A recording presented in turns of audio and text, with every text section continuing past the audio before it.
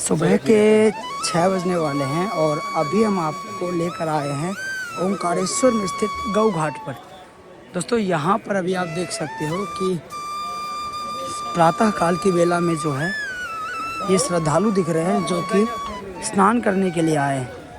यहाँ से अभी आपको सुबह सुबह ओंकारेश्वर महादेव के दर्शन हम करवा रहे हैं। साक्षात आप देख सकते हैं सामने कि आज सोमवार का दिन है और सोमवार के दिन जो है आज ये देखिए मंदिर प्रांगण में जो है काफ़ी ज़्यादा भीड़ देखने को मिल रही है। कारण यही है कि महादेव को जल चढ़ाना है। हर हर महादेव। अभी हम घाट पर पहुंच चुके हैं और चलते हैं, पहले स्नान करते हैं, उसके बाद फिर देखते हैं ममलेश्वर में जो है कितनी भीड़ है। क्योंकि आज सोमवार का दिन है तो सोचा कि चलते हैं, भीड़ अगर ज़्यादा नहीं होगी तो दर्शन भी हो जाएंगे। उसके बाद हम अपने अगले परिक्रमा मार्ग में आगे की तरफ बढ़ेंगे। नर्मदे हर नमामि देवी नर्मदे नर्मदे हर। तो सामने ओंकारेश्वर महादेव और हाथ में नर्मदा मैया का दर।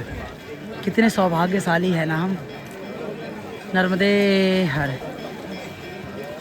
ओम त्र्यंबकम यजामहे सुगंधिम पुष्टिवर्धनम उर्वारुकमिव बंदनान् मृत्योर्मोक्षयमामृता।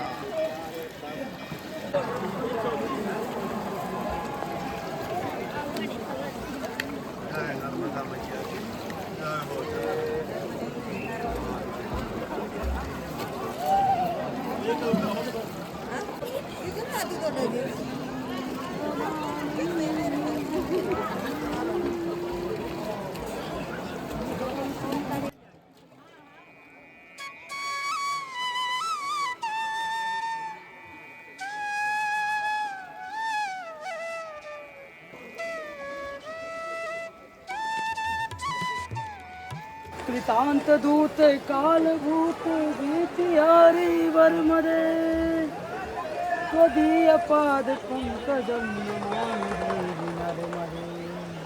सूर्य देवता भी अभी प्रकट नहीं हुए हैं और हम लोगों ने यहाँ पर स्नान आदि कर लिया है। दोस्तों अभी आप देख सकते हो कि ये जो ब्रिज है, इसी ब्रिज के माध्यम से जो है सभी के सभी श्रद्धालु इस पहाड़ी से उस पहाड़ी की तरफ जाते हैं। सर्वप्रथम आते हैं ओंकारेश्वर महादेव के दर्शन करने के लिए, उसके बाद लोग ममलेश्वर में जाते हैं। ममलेश्वर का एक नाम अमरेश्वर भी पड़ता है।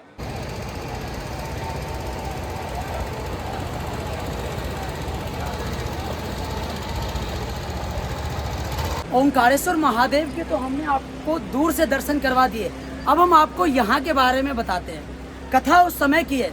माना जाता है कि राजा मानधाता जो कि भगवान श्री राम के वंशज थे।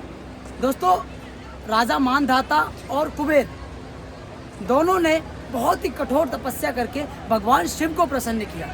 उसके बाद भगवान शिव ने जब उनको दर्शन दिए तो उन्होंने 2 वर मांगने को कहा। राजा मानधाता ने सबसे पहले भगवान शिव को बोला कि प्रभु आप यहाँ पर हमेशा के लिए विराजमान हो जाइए। और दूसरा वर पूछा तो उन्होंने बोला कि आपके नाम के बाद मेरा नाम भी लोग सदियों तक लेता रहे। दोस्तों भगवान शिव ने तथास्तु बोलकर उनको ये वर दे दिया। तब से लेकर आज तक यहाँ पर आने वाले जितने भी श्रद्धालु हैं, चाहे लोग मैया नर्मदा की परिक्रमा लगा रहे हो या फिर ज्योतिर्लिंग दर्शन करने के लिए आ रहे हैं, क्योंकि 12 ज्योतिर्लिंग में से चतुर्थ ज्योतिर्लिंग आते हैं ओंकारेश्वर महादेव। यहाँ पर आने वाले श्रद्धालु मानधाता है जो कि ये पहाड़ी ओम आकार में बनी हुई है, इस पहाड़ी की परिक्रमा लगाते हैं। 3 कोस की ये परिक्रमा होती है और यहाँ पर प्रत्येक श्रद्धालु उसी भाव के साथ लगाते हैं जिस भाव से राजा मानधाता ने भगवान शिव को प्रसन्न किया था। एक और किंवदंती ये भी आती है, कथा ये भी आती है कि समय के अनुसार ऋषि मुनियों ने भी यहाँ पर घोर तपस्या करके भगवान शिव को प्रसन्न किए और उन्होंने यहाँ पर ओंकारेश्वर महादेव से बोला कि भगवान आप यहाँ पर 2 हिस्से में बट जाइए, पहले ओंकारेश्वर और दूसरे ममलेश्वर। तो उसके बाद भगवान शिव यहाँ पर 2 रूपों में दर्शन देते हैं। ऐसा माना जाता है कि 12 ज्योतिर्लिंग के बाद जब आप यहाँ ओंकारेश्वर ज्योतिर्लिंग आते हैं दर्शन करने के लिए तो ममलेश्वर ज्योतिर्लिंग दर्शन करने भी बहुत ज़रूरी होते हैं। जब तक आप ममलेश्वर ज्योतिर्लिंग के दर्शन नहीं करते हैं आपके दर्शन अधूरे माने जाते हैं। इसीलिए प्रायः श्रद्धालु पहले ओंकारेश्वर भगवान के दर्शन करते हैं, उसके बाद ये जो आप देख रहे हो एक पहाड़ी मानधाता, इस पहाड़ी को क्रॉस करके ब्रिज के माध्यम से इधर आते हैं ममलेश्वर महादेव के दर्शन करने के लिए। तो अगर आप लोग भी ज्योतिर्लिंग दर्शन करने के लिए आ रहे हैं तो इस बात का विशेष ध्यान रखें। बाकी यहाँ पर ये भी मानते हैं कि भगवान भोलेनाथ तीनों लोगों का भ्रमण करने के बाद, ब्रह्मांड की पूरी परिक्रमा लगाने के बाद प्रति रात को, जी हाँ प्रति रात मैं इसलिए बोल रहा हूँ क्योंकि प्रतिदिन यहाँ पे रात्रि के समय जैसे मुख्य पुजारी शयन आरती करके यहाँ पर 64 बिखेर देते हैं, तो सुबह जब वो आते हैं तो वो पाते हैं कि यहाँ पर 64 बिखरा होता है। ऐसा लगता है जैसे कोई यहाँ पर खेल के गया है, क्योंकि वही बताते हैं कि भगवान भोलेनाथ मैया पार्वती के साथ यहाँ पर आते हैं और 64 खेलते हैं प्रतिदिन आकर रात में। अब ये अपने आप में काफ़ी रहस्यमय और काफ़ी अद्भुत माना जाता है। दोस्तों श्रावण माह में यहाँ पर नर्मदा मैया में स्नान करना एक अपने आप में काफ़ी पुण्य को दर्शाता है। और दूसरा यहाँ पर 33 कोटि देवी देवता जो है विराजमान है। तो यहाँ पर आप लोग जब भी आते हो तो इस बात का विशेष ध्यान रखें कि ओंकारेश्वर और ममलेश्वर ये दोनों ज्योतिर्लिंग दर्शन करने बहुत ज़रूरी है। बाकी आपको यहाँ की जानकारी कैसे लगी कमेंट सेक्शन में अवश्य बताओ। हर हर महादेव। यहाँ पर अभी आप देख सकते हो कि ये जो वोटिंग चल रही है, लोग इस तट से उस तट पे वोट के माध्यम से भी जाते हैं, नहीं तो ज़्यादातर लोग उस ब्रिज से जाते हैं भाई दर्शन करने के लिए। बाकी दोस्तों आज जो है हम सुबह सुबह लगभग 4 बजे जब उठे थे तो मन में विचार आ रहा था कि आज सोमवार है और सोमवार वाले दिन सोचा दर्शन हो जाएंगे ममलेश्वर महादेव के, क्योंकि उत्तर तट पे अभी हम जा नहीं सकते। परिक्रमा के दौरान आप लोग इस बात का विशेष ध्यान रखें कि जब भी आप लोग नर्मदा मैया की पैदल परिक्रमा कर रहे हो तो आप एक तट से दूसरे तट पर तब तक नहीं जा सकते जब तक आपकी परिक्रमा पूर्ण नहीं होती है। तो अभी हम दक्षिण तट पर ही हैं और दक्षिण तट पर आते हैं ममलेश्वर महादेव। ममलेश्वर महादेव के दर्शन अभी इसलिए नहीं कर पा रहे क्योंकि भीड़ बहुत ज़्यादा है। रीज़न मैंने आपको बताया था कि आज 26 जनवरी है, छुट्टी भी है लोगों की, और दूसरा कल नर्मदा जयंती थी। तो नर्मदा जयंती के बाद जितने भी लोग यहाँ पर आए थे वो एक दिन रुक गए दर्शन करने के लिए। बाकी अभी हम जो है साथ में आए हुए हैं, हमारे साथ संतोष जी भी आए हैं और शुभम भाई भी आए हुए हैं। बाकी अरुण हमारे जो है उधर वीडियो बना रहे हैं। तो देख रहे हैं कि वोटिंग का जो काम है भाई यहाँ पे अभी फ़िलहाल में तो सुबह सुबह आपको कम दिख रहा होगा, लेकिन जैसे जैसे दिन में आप आओगे तो यहाँ पर आपको पूरे नर्मदा मैया के अंदर जो है वोट ही वोट देखने को मिलेगी। 100 रुपये 150 रुपये अपने अपने अकॉर्डिंग जो है ले लेते हैं भीड़ के हिसाब से नाव वाले। तो आप लोग आते हैं नर्मदा मैया में तो वोटिंग का अवसर भी अवश्य ले। नर्मदे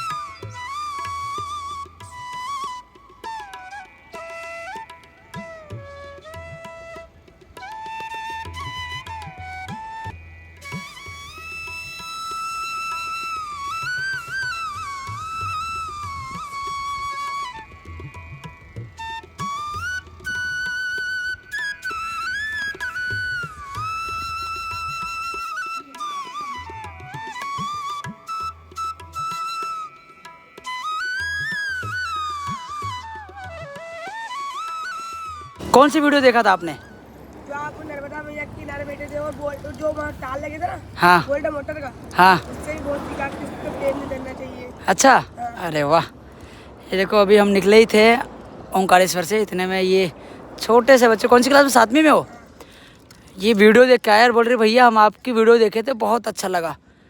तो क्या सीखने को मिला फिर? आपको सीखने को मिला कि जो खुले तार रहे उससे तेल ना देना चाहिए, हाँ, और शांतिपूर्वक चलना चाहिए। शांतिपूर्वक चलना चाहिए। पढ़ाई अच्छे से चल रही है तुम्हारी? मज़े में? घर परिवार सब बढ़िया? कुछ गुटखा वुटखा तो नहीं खाते हो? पक्का? चलो अच्छे से मन लगा के पढ़ाई करो। नर्मदे है। देखता हूँ। अच्छा, कहाँ से? उज्जैन? इंदौर से। इंदौर से? हेलो, चाय ले लो। बस प्रभु, चाय तो हम लोग पीते नहीं हैं, आपके भाव को सम्मान। रुके बनाते नहीं हम। अरे वो तो दिख रहा है यार। रुक गई इतनी भीड़ में, जब जाने को तो हर लोग जा ही रहे, अब जो पहचान रहा है, जो काम को जान रहा है तो वो रुक ही रहे हैं, तो फिर यही बहुत है। करीबन 6 महीने। हाँ, अगर नॉर्मल चलोगे तो, नहीं तो शॉर्टकट वाले भी चल रहे कुछ, ऐसे चल रहे हैं जो 30 किलोमीटर 40 किलोमीटर एक दिन में चल रहे हैं, फिर 20 किलोमीटर बाइक पे बैठ रहे हैं और कुछ ऐसे जैसे जबलपुर में ट्रेन से बैठे खंडवा उतर गए, ऐसी भी यात्रा हो रही है। करना तो ऐसा है कि दिन में 20 15 20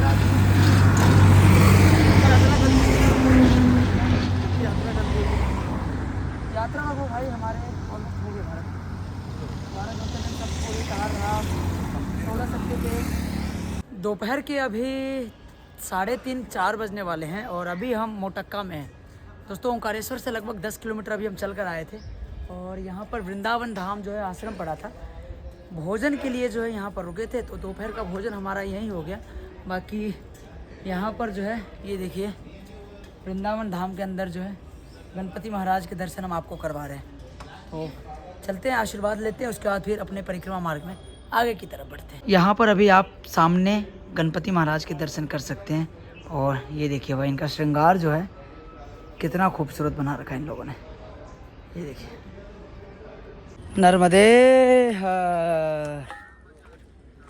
अभी हम आपको नर्मदा मैया के किनारे वाले मार्ग पर लेकर आ गए और यहाँ पर आते ही वो शांति वो सुकून जो है वापस से हमारे अंदर आ गया भाई। ये देखिए यहाँ पे मैया प्रवाहित हो रही हैं और यहाँ से अभी जो हम किनारे किनारे फिर बढ़ेंगे। चलिए प्रभु जय हो जय हो। अभी इस गांव के अंदर से जो है देख सकते हैं किनारे वाले मार्ग पे ऐसे ही रास्ते मिलते हैं, नर्मदा परिक्रमा मार्ग लिखा हुआ है और यहाँ से हम मैया के किनारे किनारे जो है वो बढ़ते हुए जा रहे हैं। शाम के 4 बजने वाले हैं और इस किनारे वाले मार्ग से जो है कठिनाइयाँ सिर्फ इतनी है कि अगर आप लोग स्वस्थ हो तब तो बहुत बढ़िया, लेकिन अगर थोड़ी सी भी समस्या है तो भाई उतार चढ़ाव में जो है आपको दिक्कतें आने शुरू हो जाएंगी। बाकी रास्ते देखिए आप, इधर फूल तो इधर हमारी नर्मदा मैया। नर्मदे हर। ये देखिए यहाँ पर जो है किनारे वाले मार्ग से बाबा लोग जो हैं अभी बढ़ते हुए जा रहे हैं। रास्ते में पानी बह रहा है तो कीचड़ से थोड़ा सा बचते बचते जो है आगे की तरफ बढ़ रहे हैं। अभी हम जैसे ही मैया के किनारे पहुँचे हैं तो यहाँ पर देख सकते हो कि ये जो भूमि आप देख रहे हो ये शमशान भूमि है। यहाँ पर जो है चिता जल रही है और यहाँ आसपास जो है कोई भी नहीं है, सिर्फ हम ही परिक्रमावासी जो है वो चल रहे थे। तो मेरे दिमाग में ये आया कि यार इंसान के पास अब इतना भी समय नहीं रह गया कि कोई अपनी आखिरी सांस गिन रहा है, कोई इस दुनिया से जा चुका है, फिर भी हम उनके लिए 1 घंटे खड़े नहीं हो रहे। ये देखो यहाँ पे जो है कपड़े जो है बिखरे पड़े हैं सारे ऐसे, ये सब लाश के कपड़े होंगे। अब मैं किससे बोल रहा हूँ, कई बार मुझे ये भी लगता है अपने आप से या फिर आप लोगों से, क्योंकि सच्चाई तो यही है। अगर देखा जाए तो हमारा भी जब अंतिम समय आएगा तो हमें नहीं पता कौन हमारे साथ खड़ा होगा, कौन हमारे पास खड़ा होगा, लेकिन सच्चाई तो ये है कि जितना हो सके इस संसार में आए हैं ना तो सत्कर्म कर लेते हैं, क्योंकि पता नहीं भाई मृत्यु का कब और कहाँ और किसकी आ जाए। बस जब मैं आज से 2 साल पहले मणिकर्णिका घाट बनारस पे था तो वहाँ पर रात के 1:30-2 बजे, आप लोग मेरे चैनल पे जाके वीडियो देख सकते हो, वहाँ पर हुआ ये कि मैं करीबन 1.5 से 2 घंटे बैठा रहा रात्रि में और ऐसे ही एक परिवार एक लाश को लेकर आए और वहाँ पर जो चांडाल जल्लाद होते हैं, चांडाल जो लाश को जलाते हैं, उनको बोलते हैं कि जल्दी करो गुरु, हमें घर भी जाना है। अब इस शब्द को सुनकर मेरे शरीर के अंदर एक सिहरन सी पैदा हुई कि यार ये इसका अपना ही होगा, इसका बहुत करीबी होगा, परिवार का सदस्य होगा। जीवन भर उसने उस परिवार के लिए क्या नहीं किया होगा, लेकिन आज अंतिम समय में उनके अपने ही कह रहे हैं कि जल्दी करो, घर जाना है। अब ये सब चीज़ें आप लोगों के लिए कॉमन हो सकती है, नॉर्मल भी हो सकती है, क्योंकि संसार है। लोग इतने व्यस्त हो चुके हैं कि रिश्ते नाते कैसे बनाने चाहिए, कैसे होने चाहिए, ना शास्त्र को कोई सुनना चाहता है, ना ही सत्संग में कोई जाना चाहता है। बस इसी वजह से जो है कलयुग में अब ये सब चीज़ें भी देखने को मिल रही हैं। खैर, नर्मदा मैया साथ में बह रही हैं। मेरे मन के अंदर ये भाव प्रकट हुए तो सोचा आप लोगों को बता देता हूँ। कुछ ही कदम चले थे कि यहाँ पर भेड़ों का जो है हमें एक झुंड दिखाई पड़ता है, जहाँ पर सैकड़ों भेड़ जो है वो एक साथ, देख रहे हो, मैया की तरफ बढ़ रहे हैं। ये देखिए, काले सफ़ेद, ये देखिए, ये भेड़ जो है ये एक साथ जो है मैया के किनारे वाले मार्ग पे इसलिए आए क्योंकि इनको जल पीना है। घास भी खा रहे हैं और यहाँ पे जल भी पिएंगे। ये देखिए आप, नमामि देवी नर्मदे, नमामि देवी नर्मदे, सनत कुमार नाचिकेत कश्यपात्रि षट्पदे, त्वदीय पाद पंकजम नमामि देवी नर्मदे। यहाँ पर मैया की पवित्र और इस दिव्य धारा के दर्शन कीजिए। कल कल करती हुई माँ नर्मदा यहाँ पर देख सकते हैं कि कितनी तेज़ धारा में आगे की तरफ प्रवाहित हो रही है।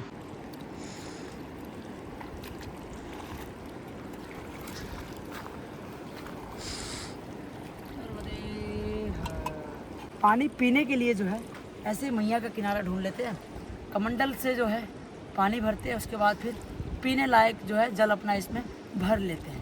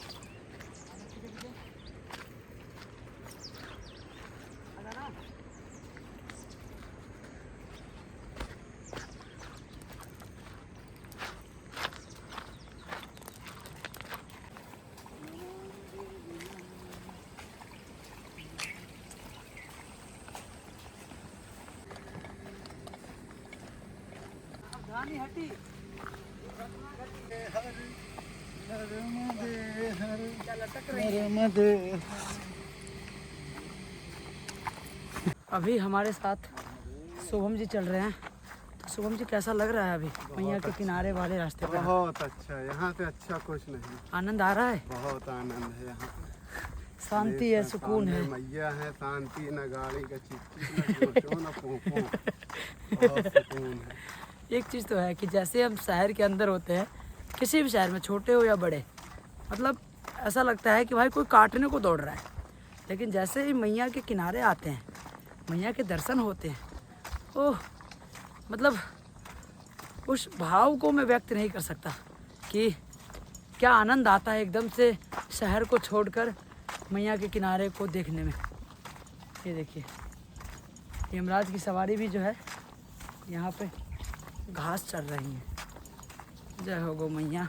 शाम के अभी 5 बजने वाले हैं और हम अभी रामगढ़ पहुँचने वाले हैं। आज हमारे साथ एक बाबा और जुड़े हैं और नर्मदे हर बाबा। नर्मदे हार। क्या नाम हुआ आपका? गजानन अवसरे। गजानंद अवसरे। कहाँ के रहने वाले हैं आप? पुणे। पुणे से? हाँ। तो ये अभी 1 महीने पहले जो है इन्होंने परिवार के साथ जो है गाड़ी से परिक्रमा करी थी उसके बाद फिर इनके मन में भाव आया कि अब हम पैदल करेंगे। तो परसों शाम को जब हम ओंकारेश्वर पहुँचे थे तो फिर ये गजानन महाराज जी के आश्रम में जो है बैठे हुए थे। तो वहीं पर जो है इनसे मुलाकात हुई। तो इन्होंने बताया कि हम जो है परिक्रमा अभी पैदल करने की सोच रहे हैं, कैसे क्या करना है कुछ पता नहीं था पैदल के लिए। तो फिर साथ में हमारे संतोष जी चल रहे हैं, तो ये भी महाराष्ट्र से हैं। तो फिर मराठी में फिर बातचीत हुई। उसके बाद फिर इन्होंने बताया कि चलो फिर हम भी अभी यहाँ से निकलेंगे आगे के लिए। तो फिर कल इन्होंने जो है ओंकारेश्वर में ही पूजा पाठ करके जो है संकल्प ले लिया और आज से जो परिक्रमा इन्होंने शुरू कर दी है। तो बाबा, पिछले बार जो आपने परिक्रमा शुरू करी थी कितना समय लगा था? 15 दिन लगे थे। 15 दिन लग गया था? हाँ, 15 दिन। गाड़ी से? गाड़ी से। आप और आपकी पत्नी? हाँ, 2 लोग थे? हाँ। अच्छा, तो 15 दिन में इन्होंने वो गाड़ी से परिक्रमा लगाई थी। बाकी ओंकारेश्वर से शुरू करा था आपने? हाँ। अभी इनका भाव फिर ऐसा आया कि चलो अब पैदल लगाते हैं। बाकी आज पहला दिन है, कैसा लग रहा है आपको? अच्छा, कुछ प्रॉब्लम नहीं है। कुछ प्रॉब्लम नहीं आ रहा है? हाँ। लगभग आज 16-17 किलोमीटर ही चल पाएंगे, क्योंकि किनारे वाले मार्ग पर अभी आए हैं। तो धीरे धीरे हमने सोचा कि चलो बाबा शुरू कर रहे हैं, तो पहले दिन ही ज़्यादा चलना फिर दिक्कत है, इसीलिए लगभग 16 से 20 किलोमीटर का एवरेज लेके चलेंगे। तो धीरे धीरे 4-5 दिन में जो है फिर नॉर्मल हो जाएंगे। 20, 22, 25 तक जो है, 25 तो लास्ट होगा ही होगा, क्योंकि आराम से जो है सुबह अगर 6-7 बजे तक निकलते हैं तो 11 बजे तक 15 किलोमीटर हो जाता है। बाकी 7-8 किलोमीटर फिर शाम के समय जो है आराम से खिंच जाता है। नर्मदे हर। सूर्य देवता अस्त होने को आ गए और अभी जो है हम इन झाड़ी वाले रास्ते से मैया के जस्ट ऊपर जो है कोई आश्रम है, तो चलते हैं और फिर देखते हैं कि यहाँ पर रात्रि विश्राम के लिए जो है वो क्या कुछ व्यवस्था है, क्योंकि आज लगभग 16 से 18 किलोमीटर ही हम लोग आ पाए हैं। बाकी एक बार फिर से मैया के दर्शन आप यहाँ कर लो। मैया के किनारे अभी हम पहुँच चुके अवंतिका धाम। ये देखिए, ग्राम आली बुजुर्ग में है, जिला खरगोन आता है ये। तो चलिए चलते हैं आश्रम परिसर के अंदर।